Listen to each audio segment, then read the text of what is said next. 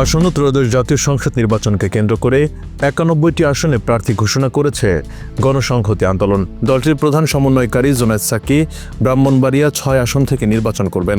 বুধবার ৫ নভেম্বর রাজধানীর হাতিরপুলে অবস্থিত দলটির কেন্দ্রীয় কার্যালয়ে এক সংবাদ সম্মেলনে এ তথ্য জানানো হয়। গত ২রা নভেম্বর গণসংহতি আন্দোলনের ৫৫ সদস্যের কেন্দ্রীয় নির্বাহী কমিটি নির্বাচিত করা হয়। এই কমিটির প্রধান সমন্বয়কারী জুনায়েদ সাকি এবং নির্বাহী সমন্বয়কারী হিসেবে আবুল হাসান রুবেল নির্বাচিত হয়েছেন। জুনায়েদ সাকি জানান, প্রগতিশীল উদার মধ্যপন্থী দলগুলোকে নিয়ে জোট গঠনের চেষ্টা চলছে। গণতন্ত্র মঞ্চ ৩০০ আসনে প্রার্থী দেবে। বিএনপির সঙ্গেও আলোচনা চলমান আছে।